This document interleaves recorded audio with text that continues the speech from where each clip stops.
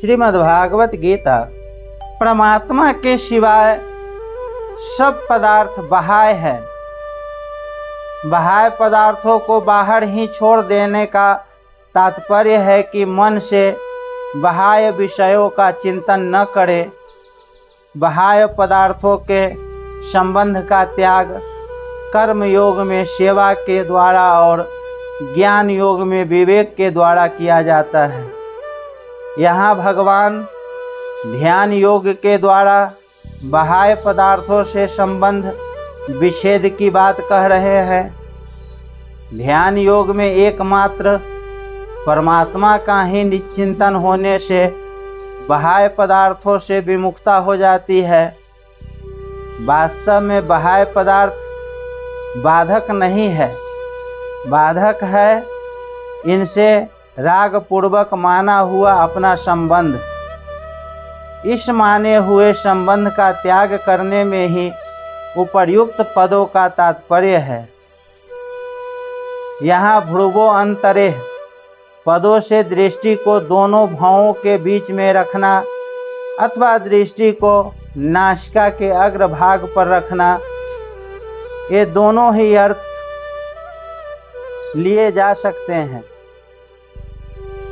ध्यान काल में नेत्रों को सर्वथा बंद रखने से लय दोष अर्थात निद्रा आने की संभावना रहती है और नेत्रों को सर्वथा खुला रखने से सामने दृश्य रहने से विक्षेप दोष आने की संभावना रहती है। इन दोनों प्रकार के दोषों को दूर करने के लिए आधे मुदे हुए नेत्रों की दृष्टि को दोनों भौं के बीच स्थापित करने के लिए कहा गया है। नासिका से बाहर निकलने वाली वायु को प्राण और नासिका के भीतर जाने वाली वायु को अपान कहते हैं। प्राण वायु की गति दीर्घ और अपान वायु की गति लघु होती है। इन दोनों को सम करने के लिए पहले बाईं नासिका से अपान वायु को भीतर ले जाकर दाईं नासिका से प्राण वायु को बाहर निकालें। फिर दाईं नासिका से अपान वायु को भीतर ले जाकर बाईं नासिका से प्राण वायु को बाहर निकालें। इस सब क्रियाओं में बराबर समय लगना चाहिए। इस प्रकार लगातार अभ्यास करते रहने से प्राण और अपान वायु की गति सम, शांत और सूक्ष्म हो जाती है। जब नासिका के बाहर और भीतर तथा कंठादि देश में वायु के स्पर्श का ज्ञान न हो, तब समझना चाहिए कि प्राण अपान की गति समान हो गई है।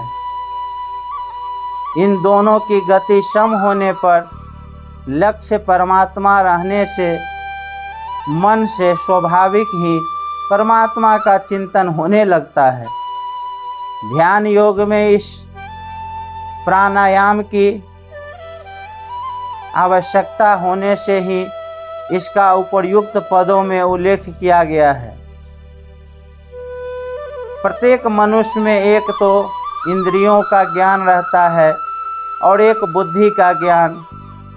इंद्रियां और बुद्धि दोनों के बीच में मन का निवास है। मनुष्य को देखना यह है कि उसके मन पर इंद्रियों के ज्ञान का प्रभाव है या बुद्धि के ज्ञान का प्रभाव है अथवा आंशिक रूप से दोनों के ज्ञान का प्रभाव है। इंद्रियों के ज्ञान में संयोग का प्रभाव पड़ता है और बुद्धि के ज्ञान में परिणाम का।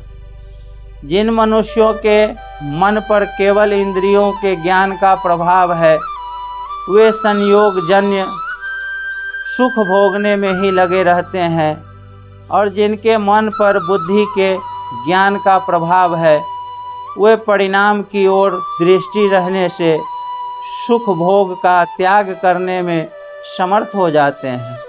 न तेषु रमते बुद्धः। प्रायः साधक के मन पर आंशिक रूप से इंद्रियों और बुद्धि दोनों के ज्ञान का प्रभाव रहता है। उनके मन में इंद्रियों तथा बुद्धि के ज्ञान का द्वंद्व चलता रहता है, इसीलिए वे अपने विवेक को महत्व नहीं दे पाते और जो करना चाहते हैं उसे कर भी नहीं पाते।